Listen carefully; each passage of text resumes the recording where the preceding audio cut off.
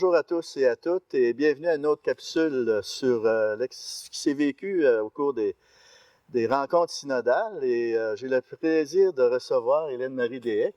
Hélène-Marie, tu n'as pas besoin de présentation, vraiment. Je sais pas pour qui. Alors merci d'avoir répondu à l'appel. Vraiment, c'est précieux pour nous et pour tous les diocésains d'accueillir et de pouvoir entendre ton expérience de ce que tu as vécu comme animatrice dans les groupes. Tu avais quoi? 3 groupes, je crois? 3 groupes, ouais. Alors, c'est quand même... il faut le souligner, ça. Hein? C'est quelque chose. Alors, moi, je te demanderais, au début de tout, là, quand que Pape François a lancé ça, là, des rencontres synodales, puis tout un synode sur la synodalité, puis là, au niveau de notre évêque qui nous demande de suivre et de plonger, comment tu as accueilli ça, toi? C'est comme... Moi, avec beaucoup d'enthousiasme. Oui, OK. Ah ben, c'est bon. Ah bon? Là, on va pouvoir parler. OK, Fait que là. là, t'as pas dit, oh non, pas une autre affaire. OK, c'est bon. Non.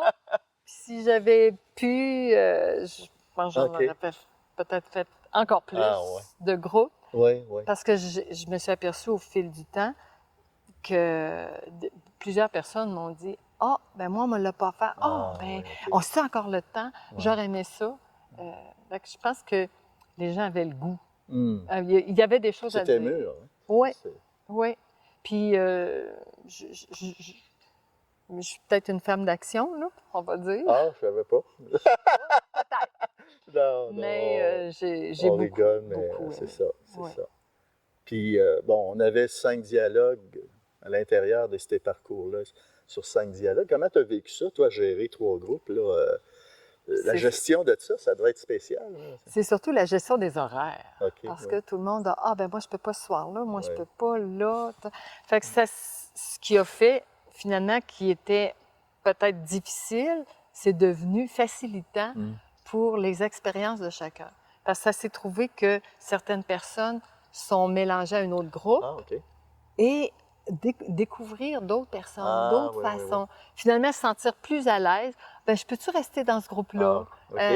Fait que ça allait amener une belle dynamique, je trouvais, là, d'échange encore plus enrichissant.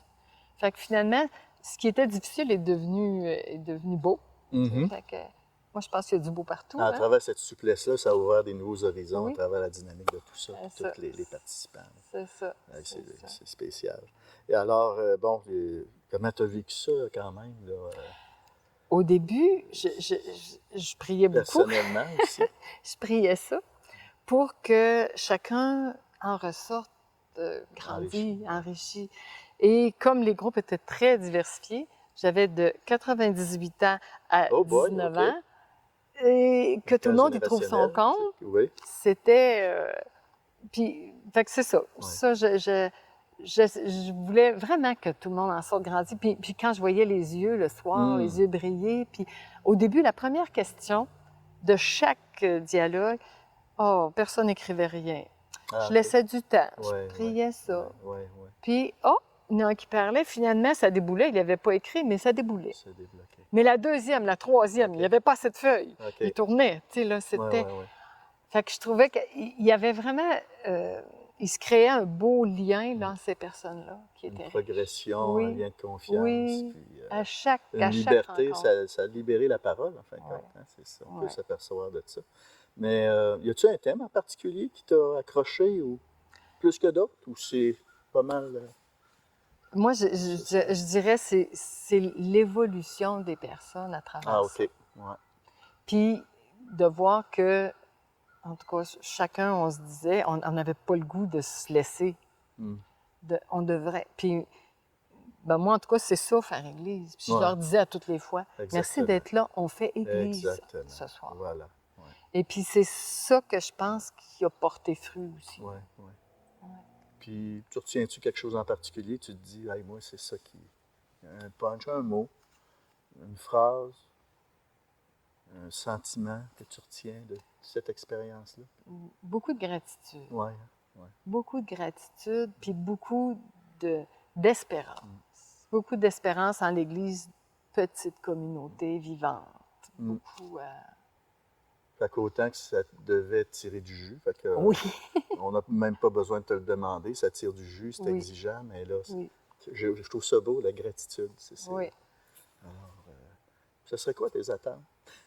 As-tu des attentes ou une espérance? Oui, Quelque chose? oui, parce que quand j'ai laissé les groupes, je leur disais, Ouais. c'est sûr qu'on va avoir un suivi.